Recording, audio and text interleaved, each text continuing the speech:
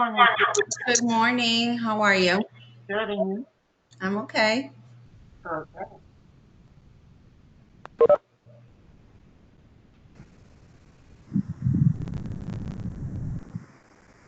Good morning. Good morning. Miss Almonte. Hey, good morning, Sylvia. How are you? I'm good, I'm good. Hola, nice to see you. Good morning. Morning.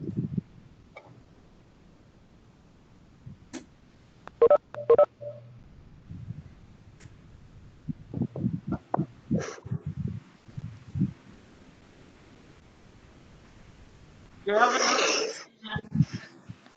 you have a large class. Yeah, I'm actually surprised so many, people have been coming on. I mean, like I know it's summer, so I know some people, might be doing stuff. So I'm actually very happy a lot of you are able to come on. Yeah, why not? Thank you. Necessary.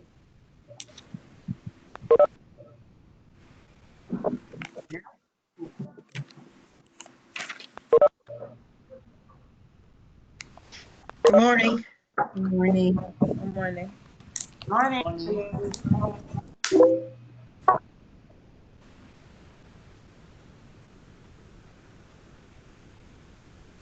Google Classroom. Yes, today is Google Classroom. Okay. Hi, good morning. Morning. Morning. Morning.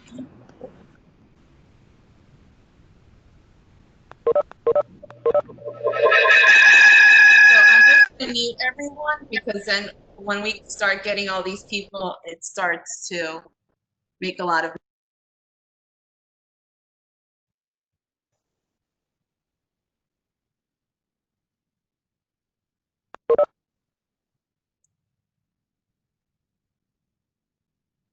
So we're just going to give everybody a couple of minutes to log on.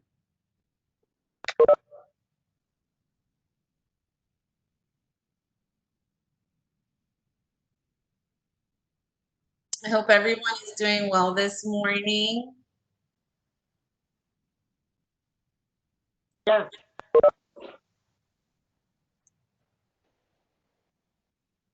So some of you have been asking me in regards to your attendance. So when I do the Google Forms, you won't necessarily know, get the report. So I get a report that tells me who actually logged on and who didn't. So either sometime today or tomorrow, I will post the attendance sheets.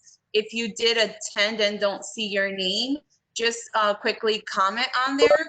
But like I said, if you do fill out the attendance sheet, I do get a report letting me know that you signed in and that you attended the live workshop.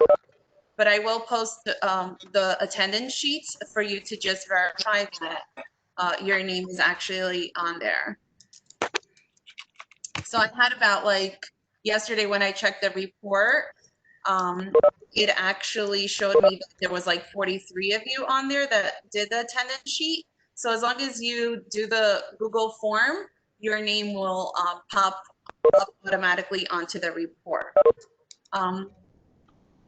So if you do need the attendance sheet is in the Google Classroom, but if you would like me to put it on the chat, I can. Good morning, Sylvia. Good morning. I have a stupid question.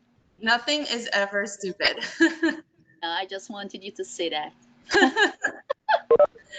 So when I look, I'm on Google Classroom right now, and I'm looking at people, and I don't see my name. Is it because? Did you join the Google Classroom? Of course, yes, because. Okay. So if you're on it, then you probably just don't see your name because you're the one that's on it. Absolutely, that's my question. Yeah. Because I see my coworker name, Miss Johnson, yesterday, but Yeah. I can't, and she did not see her name, but she saw my name, so I assume that's what it is. So if you are actually able to see the classroom, then that means you are part of the classroom, but Of you course, just see of your course. name because you're the one that's actually viewing it. Thank you. No problem. So I think I'm gonna just add a link to the sign-in sheet for anyone in the chat, for anyone that is not able to see it in the Google Classroom.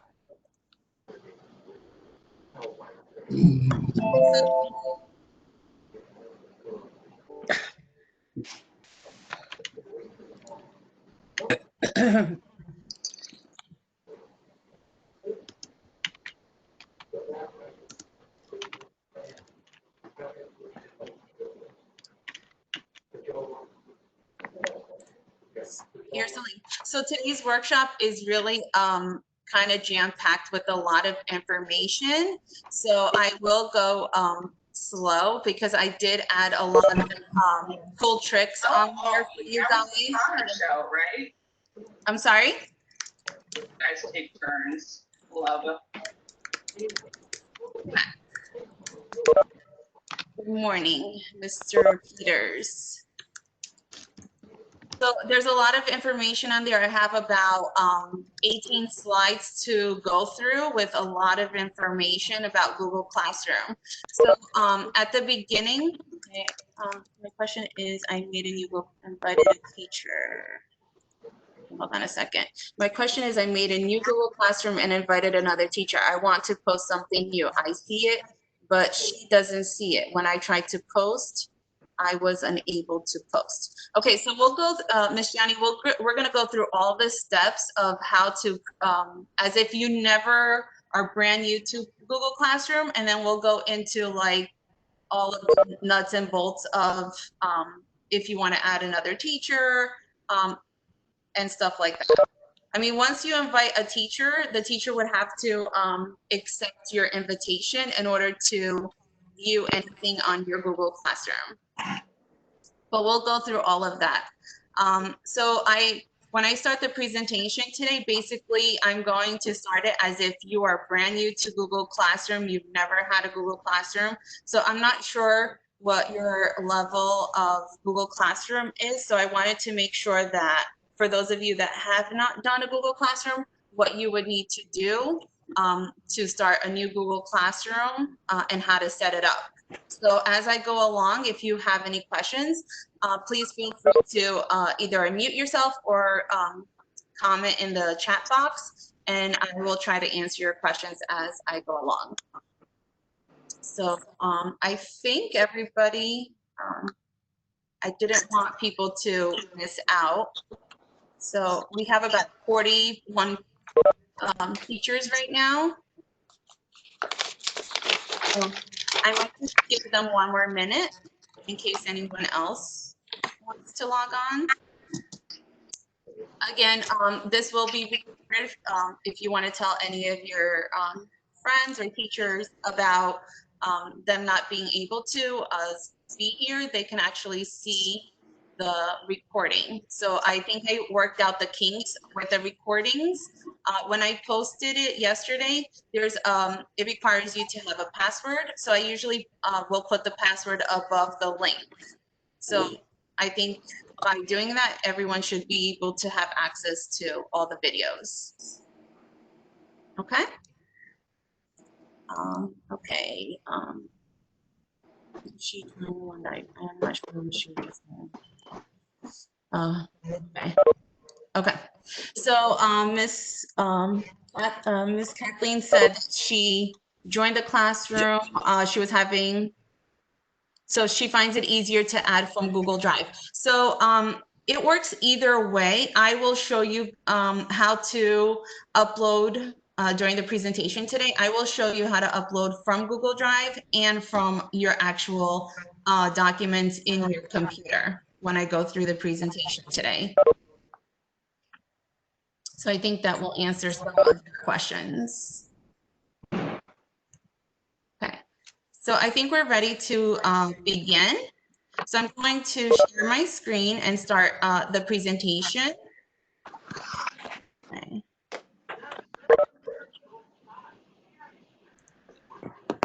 Okay.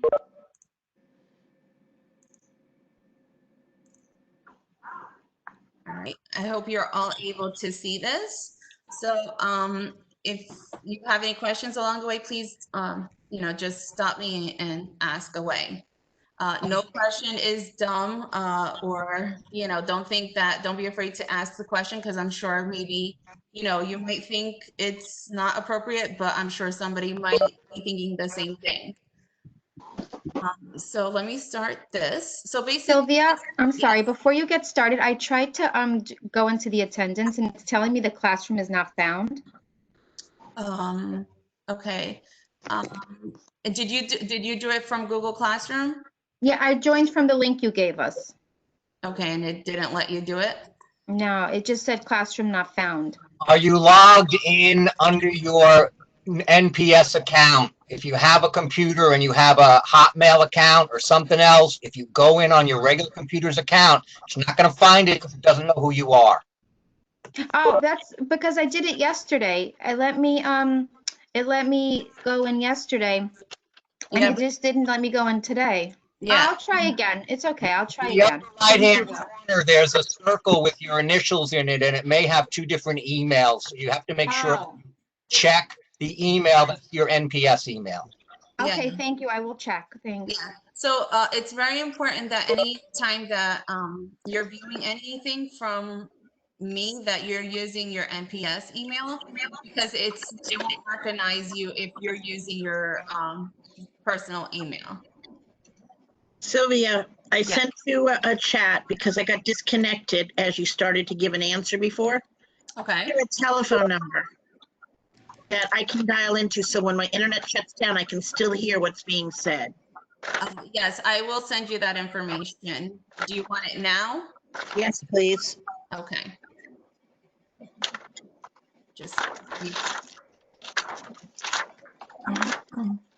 Let's just stop sharing for a second so I can get the info for you.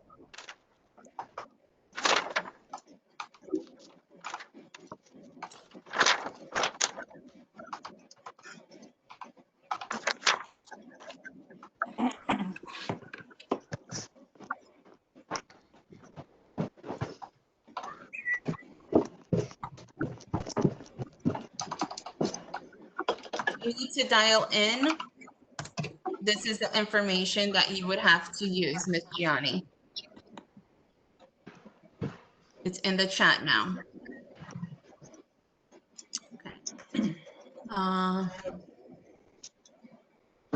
Okay. Okay, Ms. Pereira, you said that you couldn't get into the sign-in sheet? Yes, the same as Sonia. Yeah, so make sure that you're signing in with your NPS email, because if not, it's not going to allow you to open up any documents. I did, but I'll try again. I'm on my school computer, but I wasn't able to. It said the same thing, class not found. But I'll try again, Sylvia. Let you know.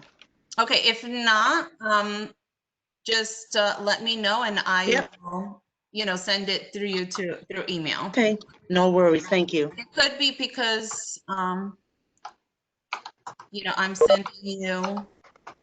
The best way to do it is to actually sign into the Google Classroom and actually get the attendance sheet from there. Okay. I mean, if not, just let me know and I will put you in. Yeah, I'll try again today. I'll let you know. Okay. So let me share my screen.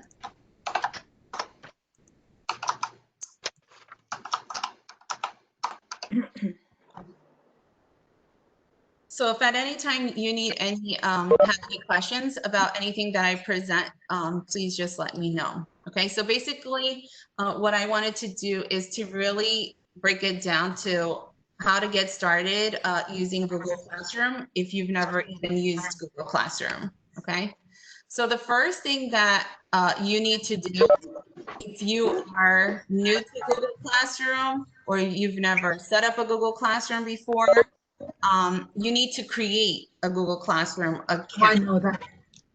Okay. I'm sorry? Anyone have a question? Okay.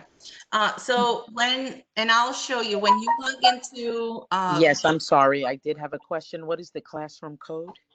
for my Google Classroom, or for you to create a classroom? Can you provide the one for the Google Classroom, please? For Yes, my for the one you've created, which the attendance sheet should be there. Okay, so can I give it to you in a few minutes? Yeah, you can just put it in the chat if you don't mind. So I'll put all of that in the chat again. So I just don't, I want to be mindful of your time, and this presentation is a little long. Yes. So the attendance sheets, you can do it anytime during the day as long as you do it today. So towards the end of the presentation, I'll make sure to input that into the chat. Thank you so much. Yeah, no problem. Okay. Also, please just make sure that you mute yourself, because since there's a lot of us, you know, we will get a lot of static and feedback. So if you are new to Google Classroom, the first thing that you would need to do is to create a Google Classroom. So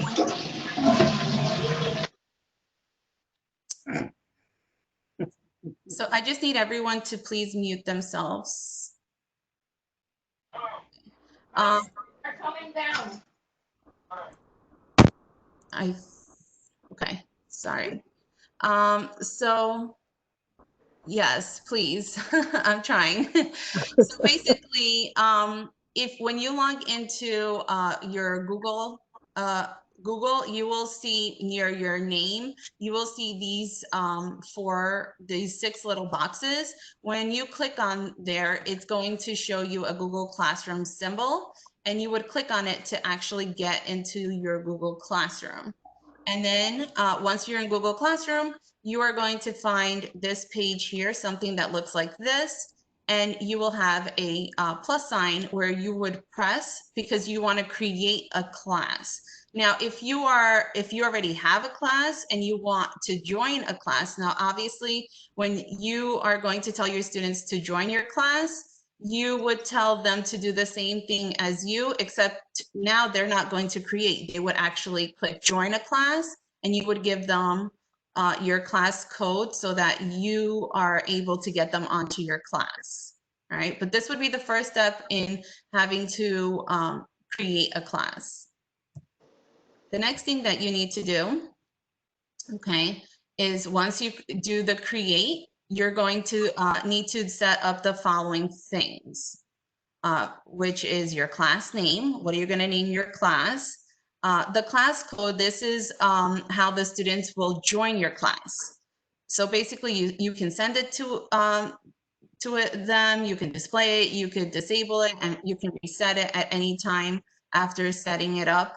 But basically, this code is very important because that is what you will use to give your students whenever you want them to join your class. Unfortunately, NPS does not allow us to invite students through email. You can invite a teacher through an email, but you cannot invite students because students do not have access to their emails.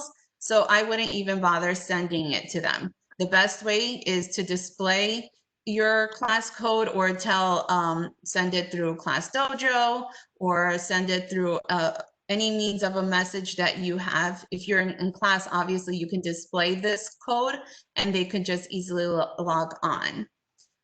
There's also comment settings where you decide if you want to allow students to comment or not. I usually do allow them to comment on, in the stream or on an assignment, because this is our way of communicating with one another. And then you have your grade. Whenever you assign something, then that's, you want to grade it if you are wanting to grade it. So somebody just asked about the class code.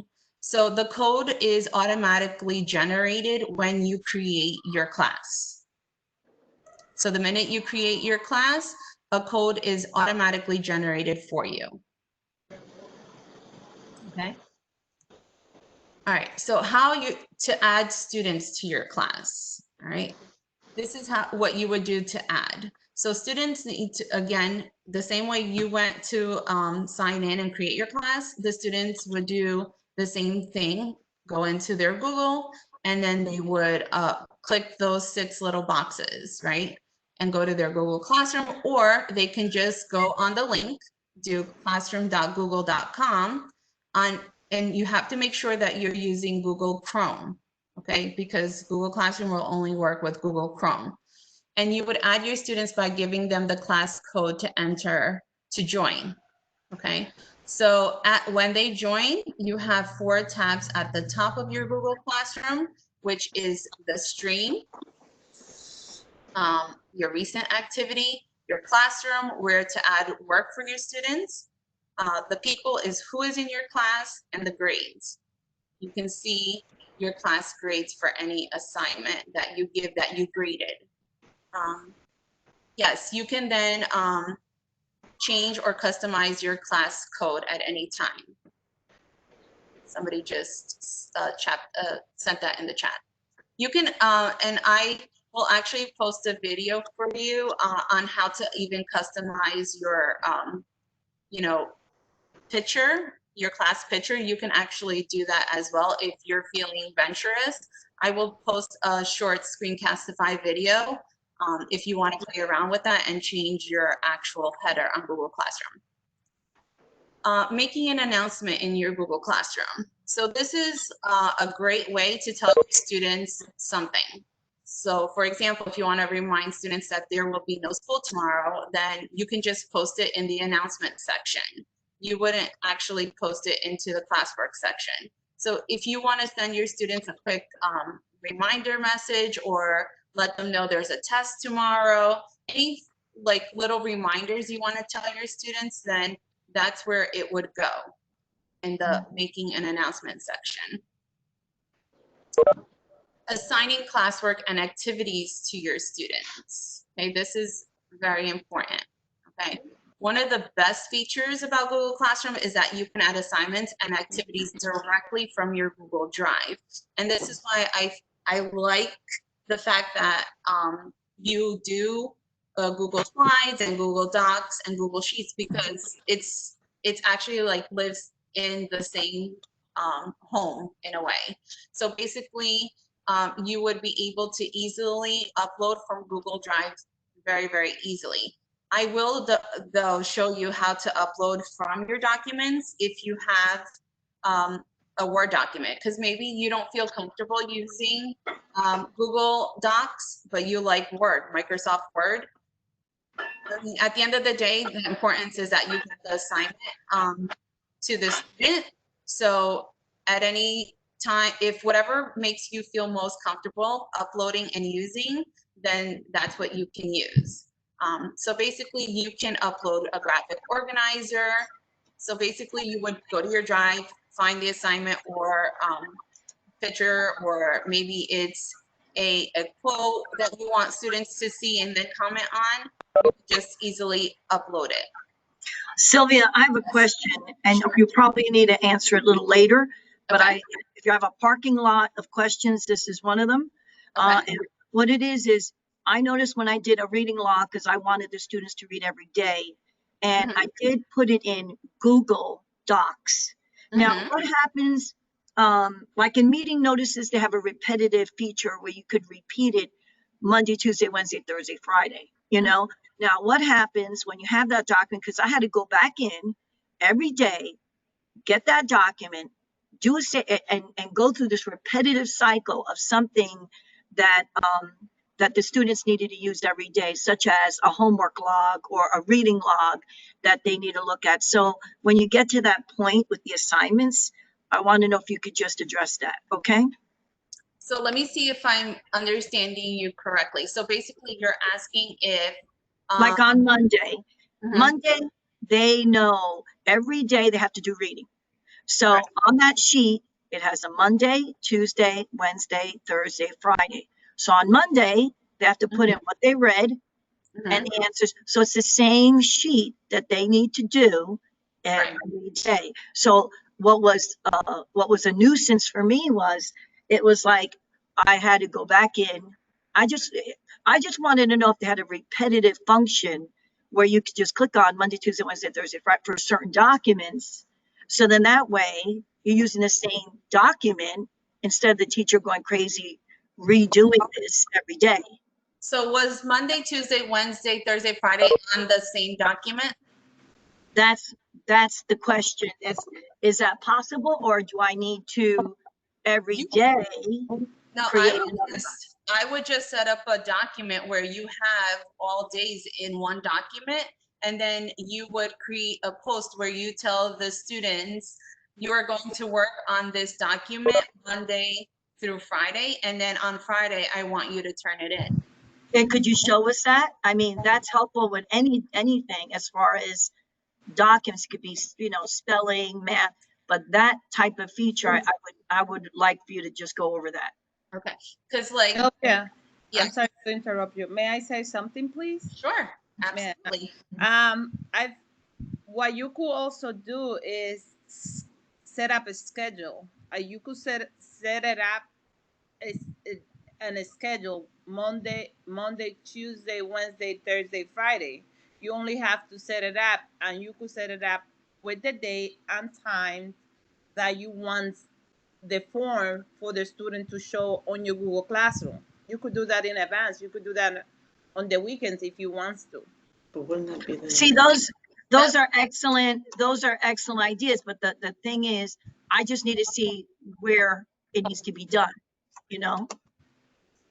Yeah, so especially, so I'll tell you what I have experienced, like when I assigned a Google Slides assignment, like there was like 8 or 9 slides. So basically when I assigned this assignment, I basically told the students in the instructions, you complete 2 slides per day.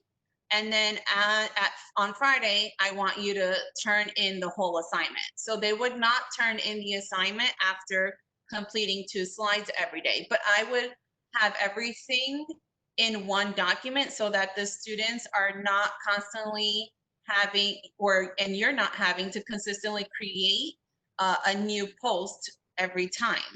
All right, could you, when you have a chance, show us just a sample of that? Because then I heard I'm sorry, I didn't know who the other person was talking, but they're saying when they set up, they have that in there. All I'm just asking is, could you show us that?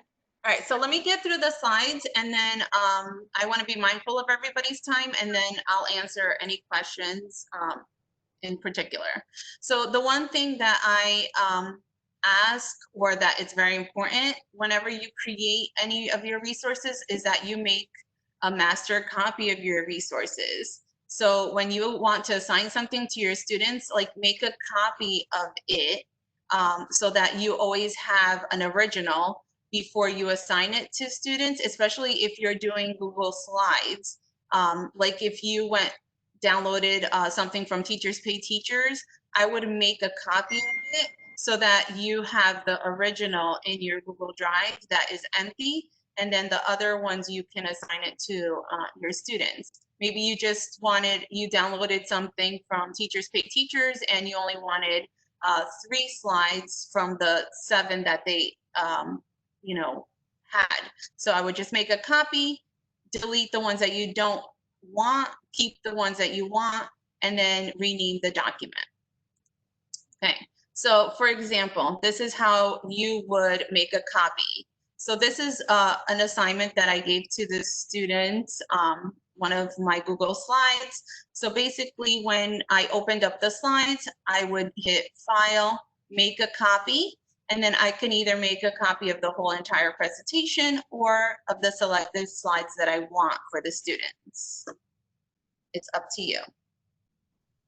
Okay, when you go to actually assign work in your Google Classroom, so whenever you want to create new assignments, ask questions, post any materials, like maybe you want to post an opinion form where or a document where how to write an opinion, right? An anchor chart.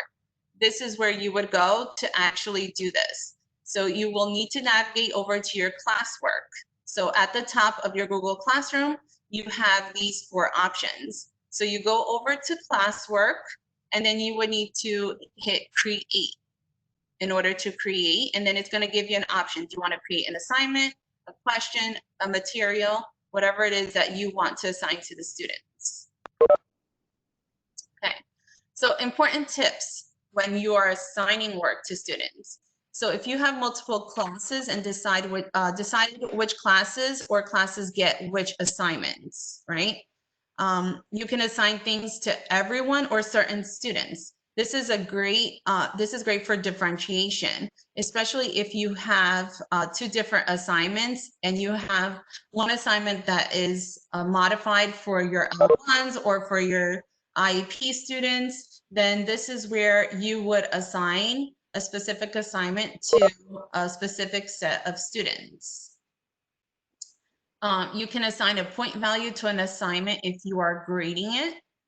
Assign a due date. I always liked to assign a due date on an assignment because whenever a student handed in something late, I would get an email notification letting me know that the student handed in something late. And like that, I wouldn't have to consistently go back to Google Classroom to see who didn't hand in what. Write instructions on what students have to do in each assignment. This is also optional. You don't have to write instructions, but I always felt that, especially during distance learning, students needed to get instructions because a lot of them were not coming onto the Webexes. So they weren't there to really get to know what the assignment was. So it's important to sometimes let the students know what your expectations are. So I like that feature about Google Classroom. And then the other nice thing about it, you can schedule, save drafts, or post assignments. What I like about the scheduling is that, let's say on the weekend, you're like feeling energized and you're like, I just want to post everything for the week.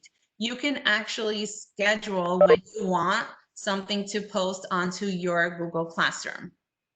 At any time that you create an assignment or a question, you can even say, I want to post a question after the Webex is done as an exit ticket. It will automatically generate it for you, okay? It all depends on what it is that you want to do. There's so many things that you can do in Google Classroom. So when you assign your work, here's another tip. Here's an example of an assignment that I gave to one of my students. So I gave it a title. These were the instructions I gave them for completing. I created an assessment using Google Forms, which I will talk about in a later workshop. And then I added it. And then basically, I wanted everyone, here is where you would pick which students want the assignment or are getting the assignment. I wanted all of my students in this Google Classroom to complete the assignment. I gave it a point value. I told them it needed to be handed in by this date and at this time. And I put it under a topic. I like to organize my Google Classroom, and I'll show you why in a little bit.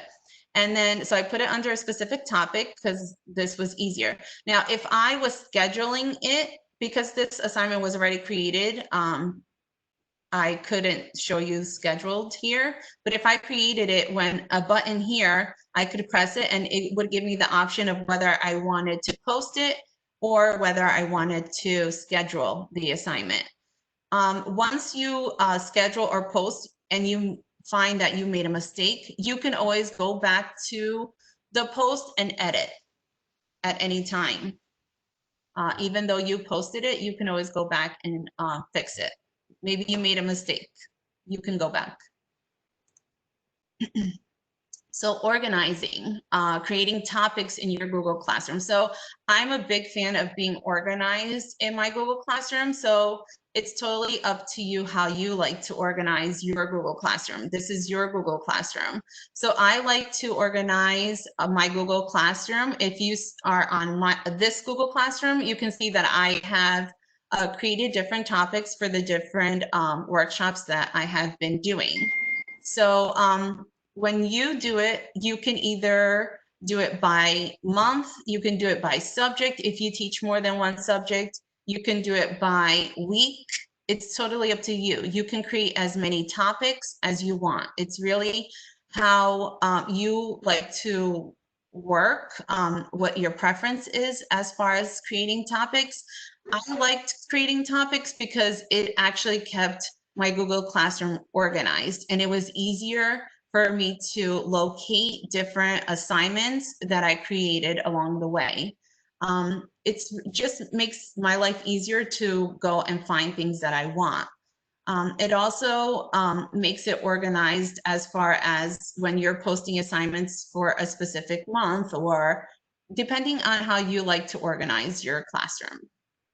But maybe you're just okay with just posting assignments. You can do that too. You don't have to create topics in your Google Classroom.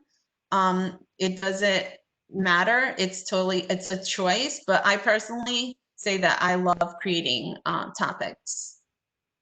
So to view, collaborate, or edit anything in Google Classroom, this is what you would have to do. So depending on the assignment you are attaching, the drop down on the bottom right is very important. So when you put in an assignment, okay, it's going to show you this drop down menu. Okay, if you're posting a Google Doc or you're posting a Word document, you will always get these three options. So the student can view file. That is if you are wanting students to view them only. So if you're putting up a Google Slides where they're not having to edit, they're just viewing for information, I would say students can only view file. You don't want them, messing around with the file. If you want students to edit the file, then this is where you would want the students to edit and type on the same collaborative file. Okay, so if you want all the students to be working on one file, then that's what you would put as an option. But that means that you have created a document where you want the students to all work on the document. So let's say, for example, you created a Google Docs where you posed a question and you have different boxes on there. And you posed the question on the Google Docs and you said, please pick a box and answer the question. So it would all work on that collaborative Google Docs file, and everyone would see what everyone else was typing. Now, if that's not what you want, then you would need to make a copy for each student. And what that does is it makes each student their own editable copy of a document so that they can type and interact with it before turning it in.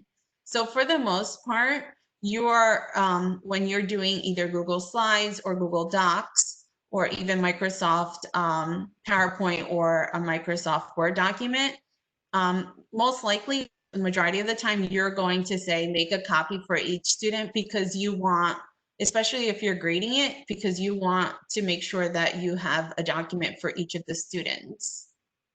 So depending on what it is that you are doing or assigning, if you're assigning an anchor chart as a reference for let's say you're doing a race document, using race to do grading, then you just are going to want to say students can view the file, because they don't really need to edit that file. You just want them to really view what the file is so that they can use it as reference for their writing.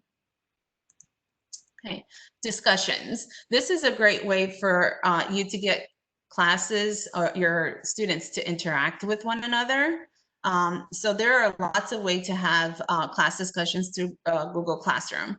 You can post a question. Remember, you would have to go to the Classwork tab in your Google Classroom to pose a question. So go to the Classwork tab and have students comment on that thread. You can also assign interactive slides and allow everyone to collaborate through them. If doing this, make sure that you select allow students to edit when you assign a collaborative file. So that's another way for you to get student engagement in a collaborative file, or a collaborative document. Quizzes, tests, and exit tickets.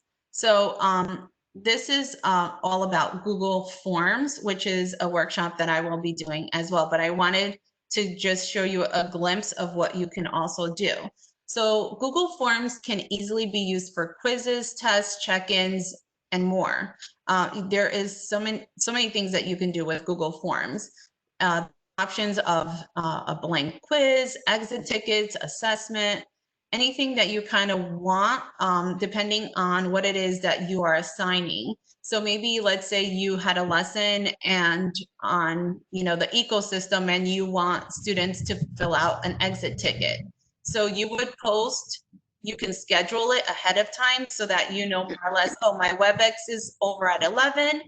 At 11:05, I want Google Classroom to post the exit ticket so that students can fill it out.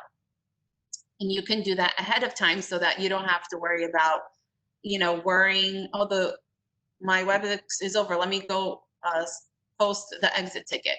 I would do that, all of that ahead of time. You can schedule it so that you don't have to worry about then doing it after your lesson. So whenever you're creating quizzes, your quizzes can have multiple choice answers, short answers, long answers, anything that you want. It's totally up to you. You can really create any type of assessment that you want. You can add pictures to an assessment if you need it for your L1s or for students that need visual aids. You can also attach that, but I'll go more into depth about Google Forms when I do the workshop on Google Forms. So basically just make sure to create the answer sheet so the form knows which answers are correct whenever you are creating any of these forms. Is requesting to sheet content. Okay. So basically you can use any one of these forms here depending on what it is that you want. Okay. All right. How things you can attach to your Google Classroom. Can students write on a PDF form? So they can write on a PDF form if you have, if they have the Adobe PDF. It's actually a free software that they can download. I have to look, I was actually reading it yesterday. I can then share it onto the Google Classroom what software you would need to be able to write on a PDF. Sometimes, you know, if you don't have the software, it's going to be hard to write on a PDF. So, sorry. So I would, I have to explain it into more depth when I talk about PDFs. But let me talk about, finish with the Google Classroom. I'm not sure if the Chromebooks have the software or if they would even allow them to download the software on the Chromebooks, because sometimes I even have a hard time downloading. If I try to download something on my computer from work, I have a hard time doing it as well. So there is something that you can do, like convert the worksheet into a Google Slides, and I'll talk about that when we do Google Slides. So things that you can attach to your Google Classroom using the assignment tool, a PDF, videos, links, like any website that you want the students to see, Kahoot, YouTube videos. You can attach Google Files and other websites like Nozella or Edulastic. These are all the things that you can attach to your Google Classroom. So this is something cool that I learned, and I think that you guys are gonna love too. So if you want to attach a PDF document, but only want to send your students one page, this is what you can do. It's actually really cool. I didn't know about this and I learned how to do it, and it's like, it actually does work. So sometimes when you're on Teachers Pay Teachers and they give you like 4 or 5 pages that you don't want, but you really want to copy 2 pages from that, PDF, this is what you would do. I actually gave you both options for PC and Mac users. So if you are using a PC, you would actually open up the PDF, you would go to File, you would then hit Print, type in your page numbers you want to save. So I showed you what my screen looked like after I opened the PDF. I only wanted page 2 from that document. So I put in the page numbers, and then when you go here to the printer, where it says printer, you would change it where it says Microsoft Print to PDF. And then it's going to actually, there's going to be a pop-up window where it's going to ask you to rename your file and then choose where you want to save it. And it actually really does work. And you would just hit print here, but it doesn't actually print your document. It actually makes it it saves your document onto into your documents if you want to save it there, or a USB if you want to save it there. I don't have a Mac, but if you do have a Mac, this is what the steps that you would basically follow if you are using a Mac. If you want to save 1 or 2 pages from any PDF that you have downloaded or that you have purchased. It's actually very cool, because sometimes you find some anchor charts that are cool to share with your students, but you know how on TPT, Teachers Pay Teachers, is one of my best friends. Sometimes they have that introduction page, all the credits page. You don't want to share all of that with your students. You really just want to share that important page with them. So now you have the option of actually just sharing with them and changing it to a way where you only share the 1 page that you want them to see. And this is what you would do to attach that 1 page. It actually is really, this is something that I learned recently and I wanted to share it with you. How to take a screenshot or a snippet of a page or part of a page. This is also very cool too. So let's say if you want to, there's a specific steps that you saw on a document and you want to take a picture of it. This is what you would do. If you have a PC, you would hit the Windows button plus Shift plus S all at the same time. And then you would drag your mouse over what it is that you want to copy, and it actually takes a picture of that page or whatever it is that you wanted to copy. On Mac, if you're a Mac user, this is what you would use, and for Chromebooks, this is what you would do. So basically, how can I put a timer? Sorry, somebody asked a question. Okay.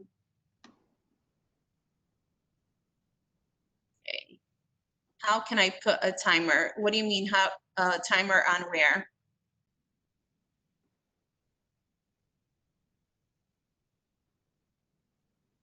Hi, Silvia. Hi. As some teacher, I'm in new and go class. I hope I can memorize everything you talk. Thank you so much. I've been learning a lot. But the timer, I saw some teacher. He has a timer on the whiteboard, and then he can control the lesson to the timer. I never understand how he can put a timer when he building a lesson and the timer coming in rectangular. I don't know how to explain it better to you. Maybe some other teacher understand what I say. Is a timer, and then the timer is running when the kids has the timer to finish the activity, and then timer for the So yeah, I understand what you're saying. That would be like you would bring the timer up onto the whiteboard. Yes. I want to learn how we can put this timer in the lesson. And my other question is, how I know I doing it right? I can practice by myself in the Google Classroom. Yeah, you can practice in Google Classroom. Yes.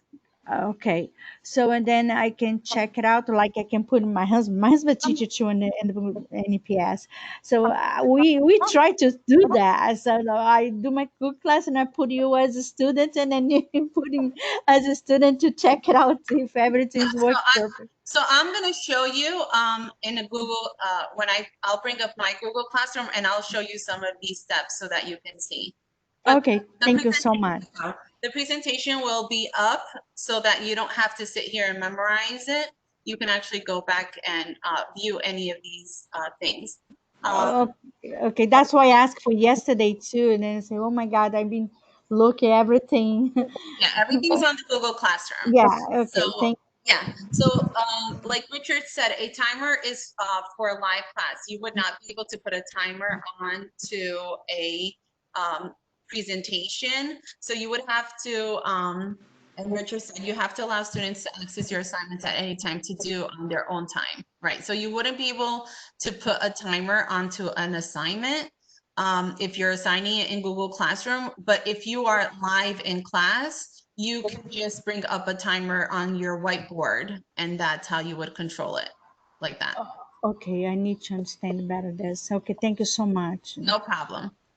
All right. So this is another thing that is really cool about, and it will save you tons and tons of time. So here are some tips on how to cut your grading time in Google Classroom. So going through your, going through your classwork tab and clicking on each assignment to see if any students have turned it in takes forever. You have a lot of assignments and you have a lot of students, especially those of us that teach multiple grades or have multiple students or multiple classes. It's going to take us forever to go through every assignment. So basically, here's a quick tip that I learned from a teacher that I follow. You would go to the 3 little horizontal bars in the top left-hand corner of Google Classroom, and then you choose to do. Unfortunately, this is not available on your phone app. So if you try to do it from your phone, you won't be able to do it. It's only doable through a computer. Okay. You will be able to view all of your assignments in a row, and they would show up like this. Okay, it shows the assignment, who turned it in, how many were assigned, and how many actually returned the assignment.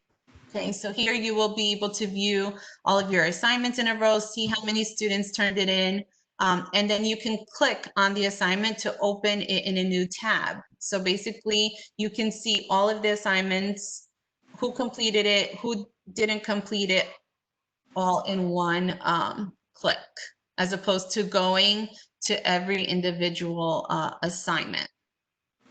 So this is a way of cutting down your time in terms of checking assignments in Google Classroom. Okay. So this is all I have. I know that it was a lot of information about Google Classroom, but I wanted to show those of you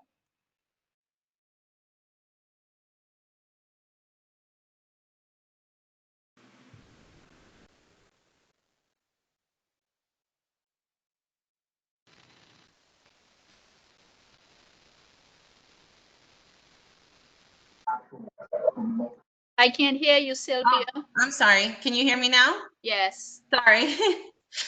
So I said I wanted to show you how to upload an assignment onto our Google Classroom so that you can see that you can upload either from your drive or from an actual document in your documents. Okay, is that something that you would like to see? Okay, so let me show you here.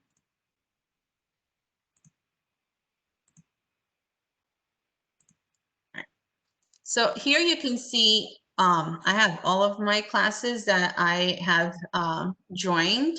This is our Google Classroom here. Okay, so for those of you that need the code, here's the code. You can write that down. So it's LQ4JZFT. Okay, so if I wanted to edit the code, you can actually edit. Okay, see, this is how you display so that everyone can see. So if you need to join the classroom and don't have the code, you can write it down. Okay. So if I was to create an assignment, I would click here, Classwork. Okay. As you can see, I have all my topics always will appear on the left-hand side. If you don't create any topics, then you are not going to see this. For me to create something. So here is where someone was asking about reusing the same post, right? So if you create a post and you want to reuse the same post again, you would just press this here. But let's say I want to create an assignment. Okay, I would name the assignment first. I always have to give it a title. All right.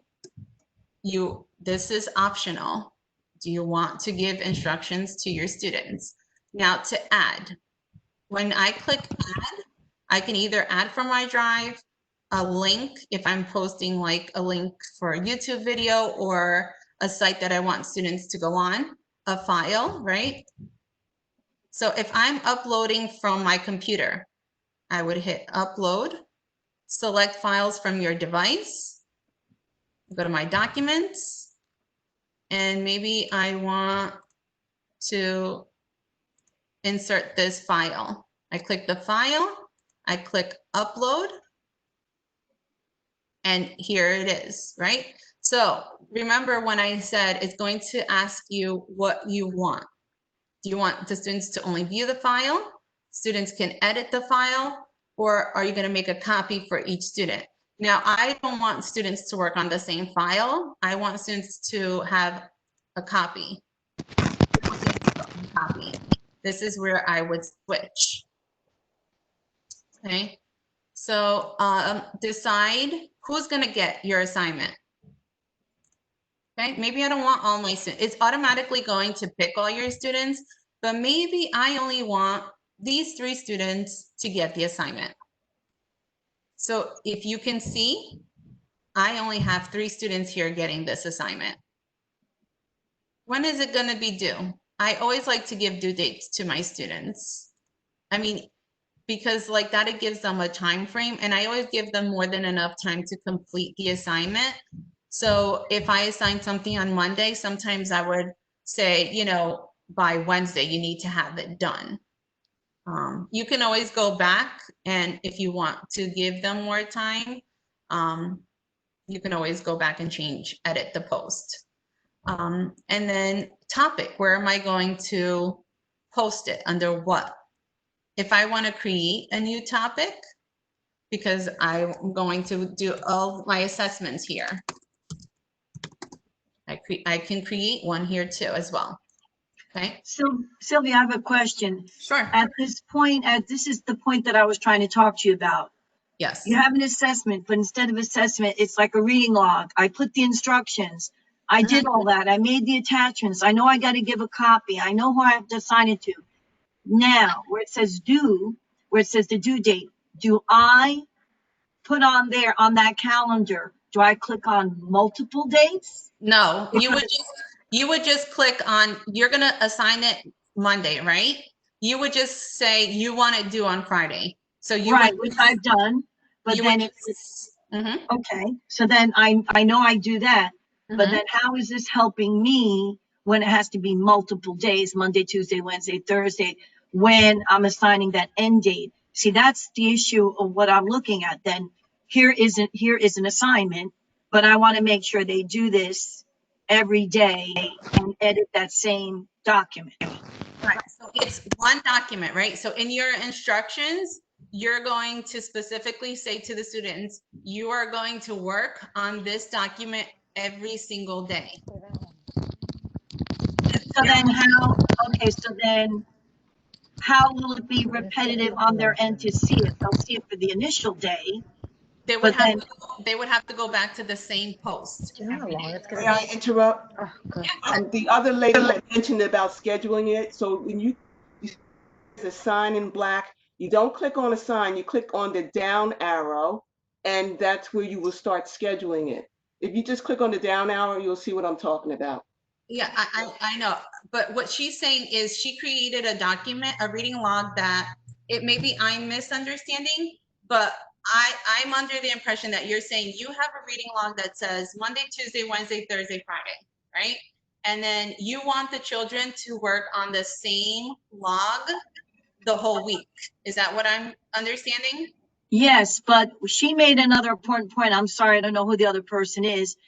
If I do exactly this and then add on scheduling, could I schedule that so that way they'll see it every day? Because I'm dealing with first grade students, and next year I'll be dealing with second grade students. Right. A lot of times they're not going to remember to go back unless they're older students.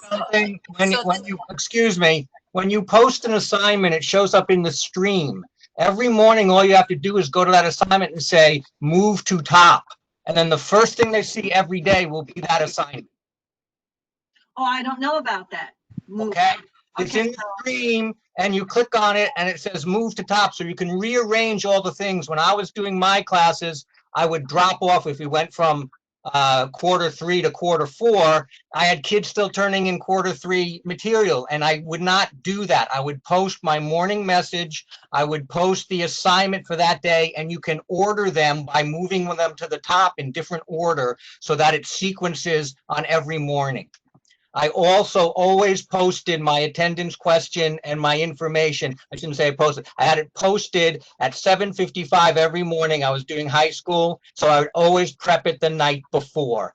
Don't wake up in the morning and try to get everything done in the morning because you're going to sleep late, or you're going to have something come up, or something's going to go wrong. Prepare everything and post it the night before so that it appears on the morning when you want it to appear. See, the issue is this. I know about scheduling. I've done that. I've scheduled a lot of things if it's due for just that day. And I've done a lot of that where I put it in some in the stream and I put it in the classwork. And I do scheduling ahead of time. This was my dilemma. This specific thing was my dilemma of dealing with first grade students and dealing with that repetition.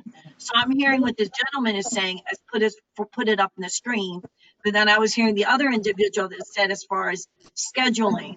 So that's. So Yolanda, do you mind if because you are working with first and second graders, I would personally create a schedule ahead of time, a reading log that they see every day, because they might not even be able to know the stream. Exactly. That you would have to, I mean, you're dealing with little children, so Right. I would just create like a topic where it says reading logs, and you would have a reading log for each individual day that you have scheduled. So what I was going to show you is, like, for example, if I was wanting to schedule this assignment, I can schedule and say which day I want it to appear and what time, and it will automatically schedule it for me. Let's say I wanted this assignment. Go ahead, Richard. No, if you make an assignment, they don't need to go to assignments. It shows up in the stream. Right, but you need to make sure that you assign it a date and an actual. I understand that, but once it's in the stream, all you need to do is move it up every day. The same assignment. You can just if you do it on Monday and it's due on Friday, then every day you just put it to the top, so it's the first thing they see when they come onto the classroom. I mean, that's my solution anyway. I mean, there's always 5 ways to do any one thing, so. Right. I mean, like. No, but I hear what you're saying. You know, I think it's Richard, right? I hear what Richard's saying, and Sylvia. But what I'm saying, what you're doing under assignment, it's still giving one date on the scheduling. You can't click on multiple dates, correct? So, yes, I can go to the assignment. I can go to the assignment as many times as I want. So when you schedule an assignment, as long as I don't click turn in, I can always go back to that assignment. No, but my point is, a one-time Monday, Tuesday, Wednesday, Thursday, Friday, it's only asking for one day when you schedule. Right. So that's my point. I think, to me, if I heard any of the engineers who created Google Classroom, just like when we do a meeting notice, we could do a meeting notice for multiple days. I wish they would have had a function in there for multiple days. So, do you hear what I'm saying? You know what I'm saying, right? Right. But unfortunately, that's not the case. I thought maybe that was something within the function that I wish they would do, but I'm hearing what Richard is saying, and I'm hearing what you're saying, but you're still saying to me, when I do the scheduling, it's still dealing with one day. Right. So when you can schedule the assignment on Monday, and then say, only click turn in on Friday, but you would personally move it in your stream in the morning so that the students automatically see it every day, but then they would have to go back to that same post. The date is only when the assignment is due. You're putting in, you don't even have to put a due date if you don't want to. I think what Richard was saying and what you were saying makes a lot of sense when you hear both avenues. And I think in a sense, there's something to think about as far as the due date. I don't even know if I would now. I think I would just let them know in my instructions, but then put it up on the top every day so they would see it. That makes sense. Thank you for your patience and for both comments. Thank you. No problem. Ms. Gianni, you said that you. So I went to my the file as we were talking. I went to the new document that I created, and I went to share. It doesn't say upload. It said. Oh, because you can't do it like that, Ms. Gianni. I can't find the upload part. I can't find it. The upload word. Okay, so you can only post a document when you are actually in your Google Classroom. So from this thing that I created, I went to the Google. I had put this document in my Google Classroom, and then and it said upload. I picked the one I wanted. I said add, but the post button will not let me post. I'm not sure. So like, are you seeing my screen right now? Yes. Okay, so you would have to go to your Google Classroom, click on Classwork, okay? Then you're gonna click Create, and then you have to pick what type of post you're making. So you're probably doing an assignment. You would click Assignment, and then you see where it says Add here. I did that add, and then and I saw this, and I went to Google. Well, I did too. I went from File for a Word document. No, but you can't go from Word to add onto you have to attach it from the actual Google Classroom. So then I did that, and it showed up, and it said add, and I added, but then it won't let me post. I wish I could share my screen, but I don't know how to do that. So did you put a title? Yes. Okay. So like if I was to add from Google Drive, I would just click Google Drive. I would go to My Drive. Okay. And then I would pick something. I want to add this. And then I click Add. And then again, it's going to ask me the 3 options. Students can view file, students can edit, make a copy. Here, I wanted students just to view this file. Okay. So are you basically saying I can never just put a Word document in this? Yes, you can. I'll show you a Word document. So if I don't add a title to my assignment, it's not going to allow me to post, assign, or save draft. Oh, okay, so it needs a title. It needs a title. So you want to see a Word document, right? Right. We're asking, so you would go to Add, hit File. Okay, I got to go to Upload, select files from your device. Right, I did that. Okay, I go to my documents. Right. I did all that. I'm going to hit Open. I'm going to hit Upload. I did that. And then again, it's going to ask me, students can view file, edit, the 3 options. It didn't ask me those options. So, and then that's how here's a Word document. And then I would assign. It didn't ask me those three options. I see the Word document because I have that Word document, but then it had a little button on the bottom and it said post, and it wouldn't let me post. Well, the button, the post button, the assign button would be at the top of your Google Classroom screen. Okay. Like you see here. Playing with it. Yeah, I would just, play with it. So that's how you would add any of the assignments. So even if you want to add a question, so the people, these are all the students that are in the class, right? You can invite their parents if you have an email. So my son's teacher did that, where she invited me to join the Google Classroom. And the only thing that it tells the parents is basically what assignments were due each of the days. So you get a report of what was due for your, the student. And then here's where you would get your grades. Okay, for the assignments. And this is your stream.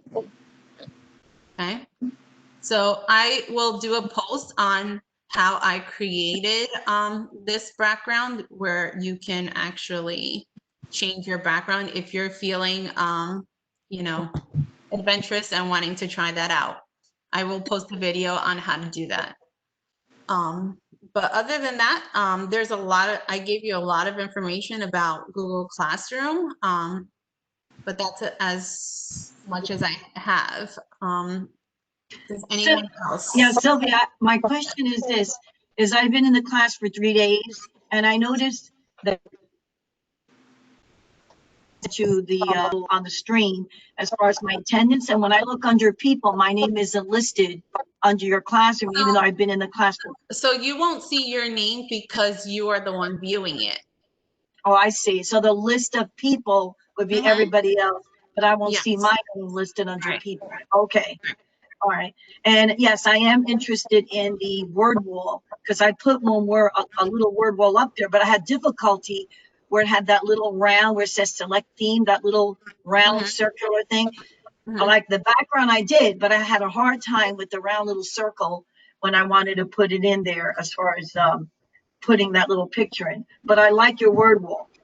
Yeah. So I will, and then I will also post the top 10 Google Chrome, like some of my Google Chrome extensions that I find very cool that you can add, especially like when you're creating assignments with the students. Like I have downloaded like an emoji keyboard that you can add, and you can also do like a custom cursor where you can change your pointer. So especially if you're doing slides with students or going over a lesson. I don't know if you see my pointer.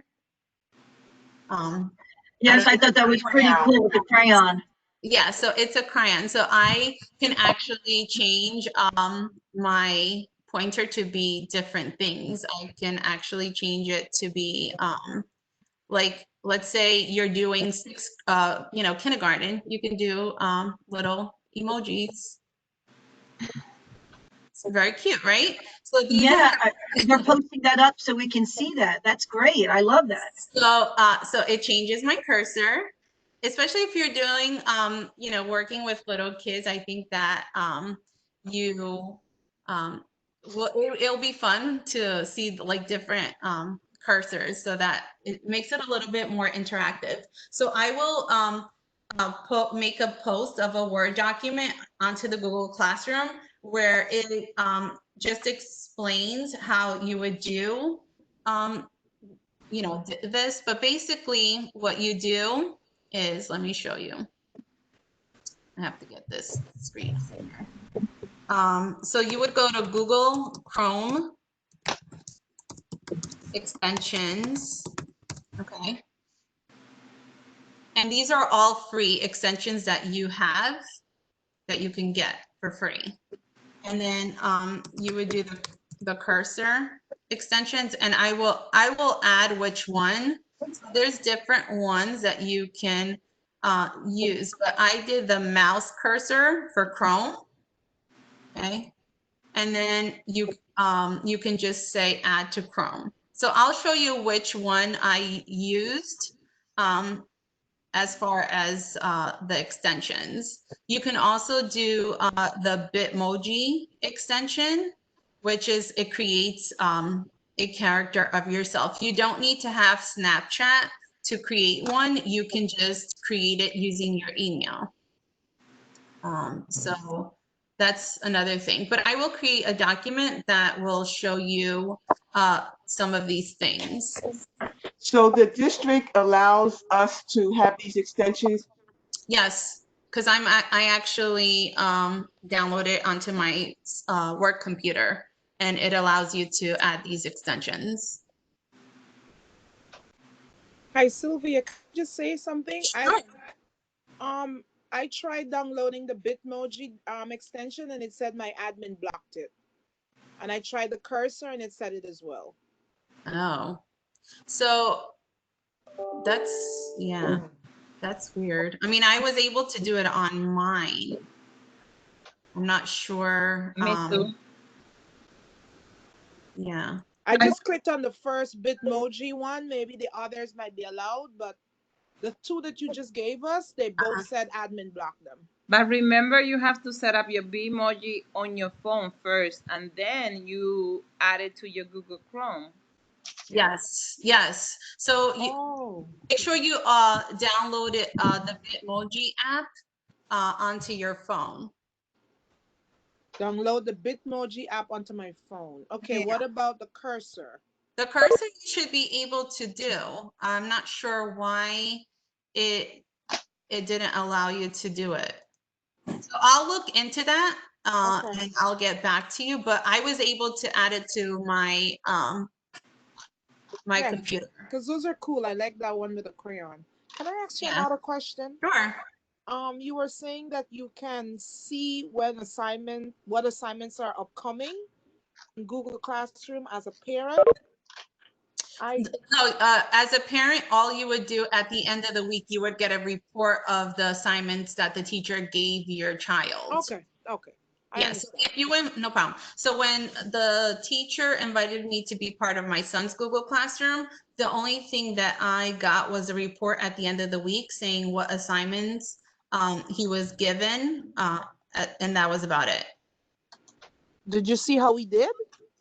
It did not give, well, he was in kindergarten. Oh, okay. So she really didn't post, like, didn't give him for the assignments. So I don't know how it would work for the upper grades. Okay, thank you. No problem. So that's as far as I have as far as Google Classroom. I know it was a lot of information, but that's about it that I have for today. Anyone else have any other questions? Ms. Pereira, I just wanted to say for Ms. Pereira, she was asking about that stopwatch thing, and I was wondering, was she referring to this online stopwatch? I'm not sure. That's what I thought she was asking about, but that would be like something that I would use if I'm live in the classroom. Is that, I think that's what she was referring to. Because I could paste the link in the chat box. Yeah, you can post it. Go ahead. I mean, like that, if anyone else wants it, they can always grab it. Okay. Thank you. I appreciate it. I have a question. Where's the switch key on the Chromebook? You said about the Snippet tool and they just click on the control switch. Which key? Which control shift switch? So which keys would you use to copy? So on the Chromebook. Okay, so on the Chromebook. You said control shift switch, and where's this switch thing? On the I'm not sure. I don't have a Chromebook. I posted it there. I don't have one, so I just posted it in case anyone does have it. But I personally don't have a Chromebook, so I don't know where. I don't know where it would be. Do you have a Chromebook? Yes, I do. Okay. I'm using my desktop, but I happen to get a Chromebook so I can see it from the student's point of view. Okay, let me see.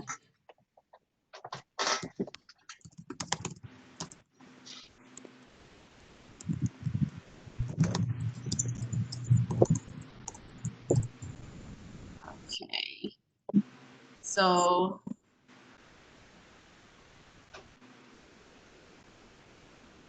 let's see. So switch.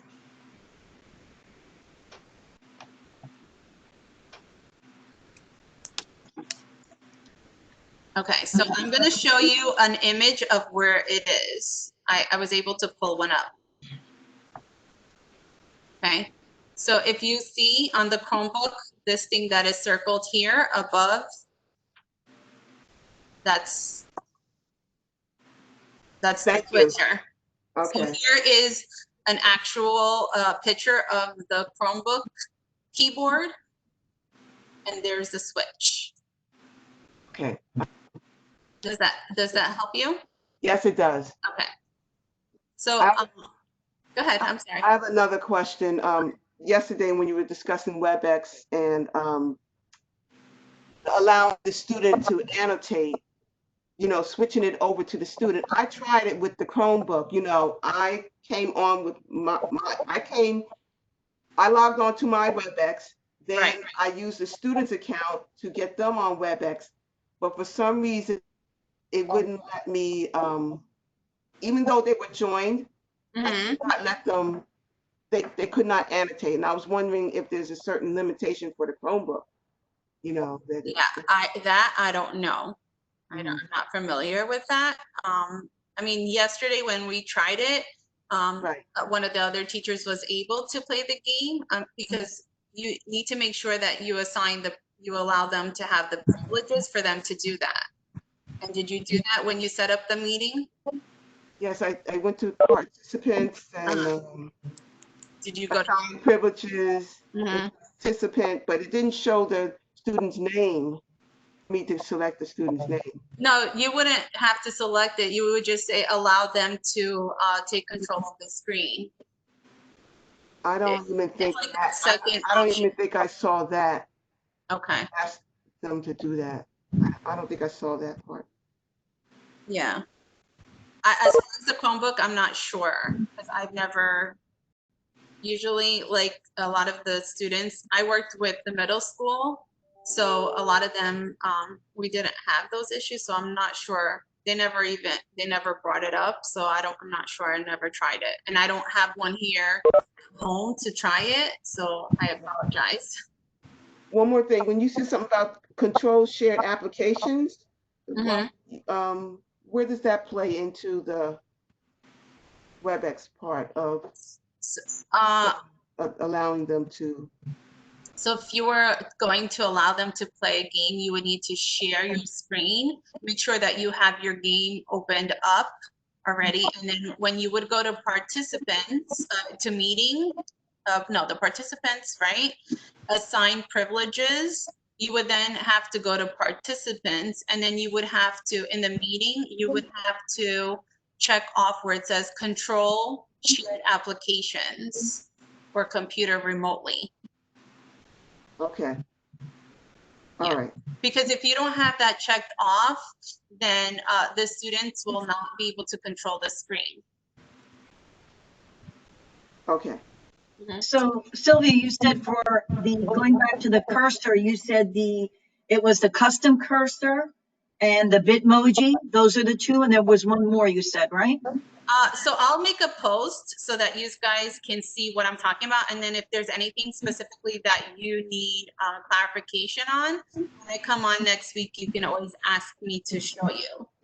And then somebody asked, how do I do a snapshot of a PC? So yes, there is a print screen option, but with a print screen, it's going to actually print the whole screen. So let me show you what I mean about just printing something specifically, taking a picture of something specifically. Let's see. Okay. So.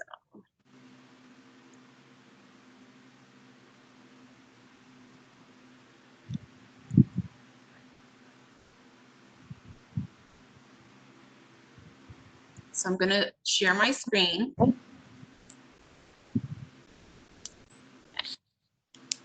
So here I have something from the PowerPoint that I did today. So if you are on a PC, and this is what's unique about doing, you know, actually taking a picture of a specific thing on a page as opposed to doing screenshots. Because if, and I'm going to show you both.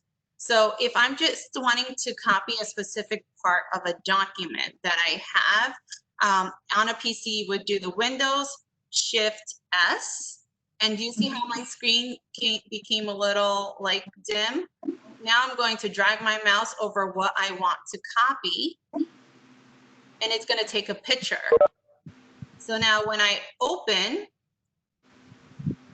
I have to stop sharing this screen and share the other screen.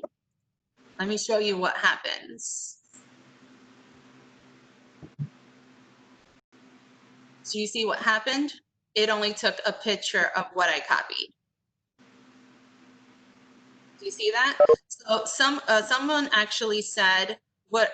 Just do print screen, right?" Let me show you what's the difference between a print screen and that. So let me share my page again. Okay, here I have the presentation. If I do print screen, okay. Now let me share my Word document. Okay. Look at what's going to happen. What would you like? What do you think is better? I didn't want all of this on my screen, right? So I just wanted a specific part of that document. So for me, knowing or learning that shortcut is actually very beneficial, because then I have all of this here. I mean, I could edit the picture, you know, or I can edit what I did by cutting and cropping, but do I really want to go through all of that trouble when I can just, you know, take a picture of something?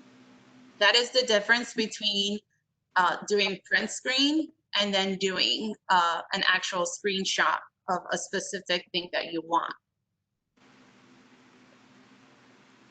Do you see the difference?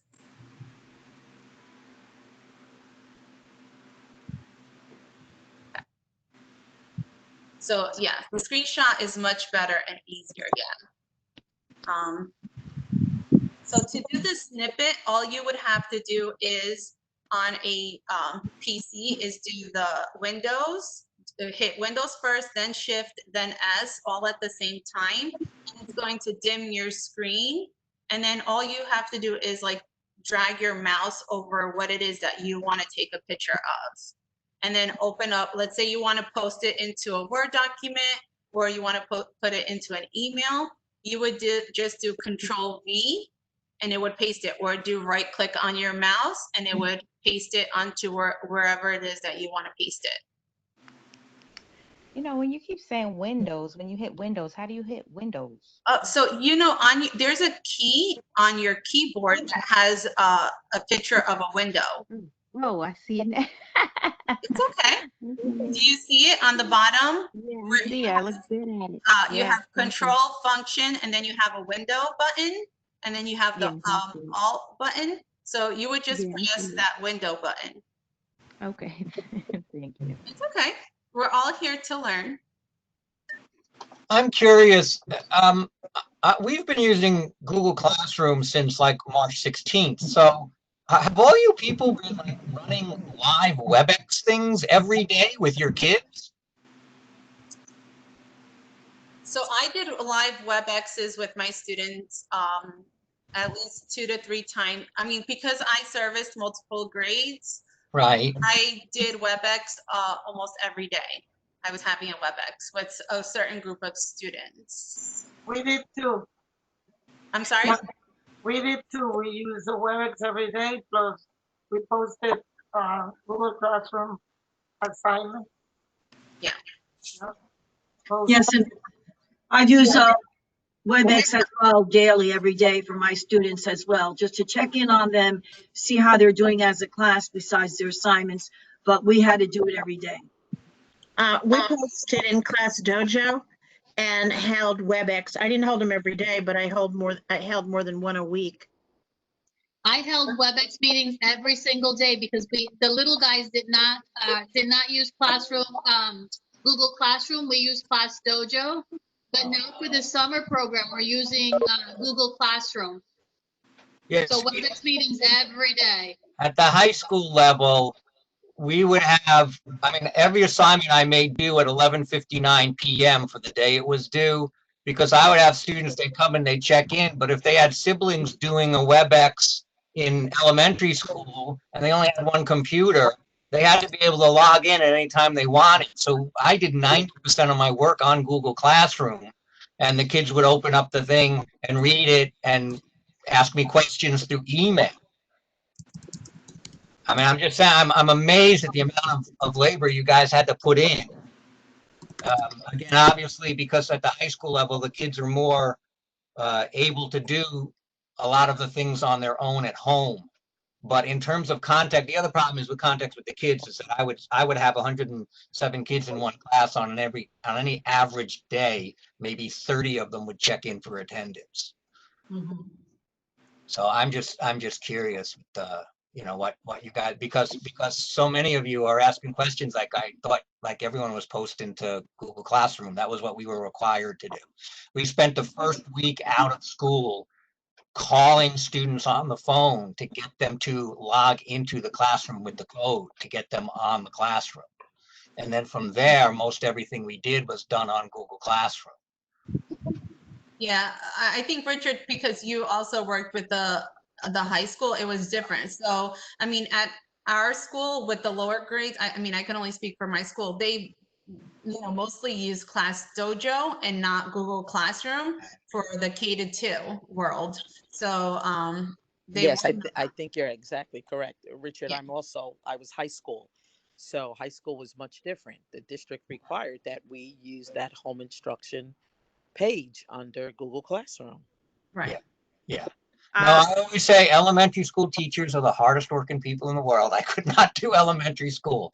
I definitely could not do elementary school. I have a specific. But initially we were on. Almost every day as well. That's right. We work very hard. No, in my school, everybody used Google Classroom. First grade, second grade, primary grade, elementary, middle school. Everyone was on, Class Dojo was a secondary, just a reminder, just in case the parents could not submit the work via Google Classroom, they could submit it to Class Dojo, but everything was on Google Classroom, everything. Right. Okay. So, I mean, that's about it, guys, for today. Thank you. So I hope I was able to give you or you learned something new today that you didn't know before. But that's about it. So you will post whatever is for next week? Yes, I will let you know. Most likely I'm going to continue because we did Google. I want to get all of the Google stuff out of the way. So definitely like Google Classroom, Google Docs, Google Slides, and Google Forms out of the way next week so that we can move away from Google. So I wanted to do all of the Google stuff so that we're not hopping back and forth. So most likely, I will be doing Google Docs, Google Slides, and Google Forms next week. Perfect. Thank you. Thank you. No problem. When you, Sylvia, when you post your slides, and thank you very much for this, you had added comments. Will you be able to add any comments, like additional information that you told us how to get onto things that aren't necessarily on your slides? Yes. I will, any information that I feel that would be beneficial for you, I'll just post it into the Google Classroom as a reference to you guys. Thank you so much for everything.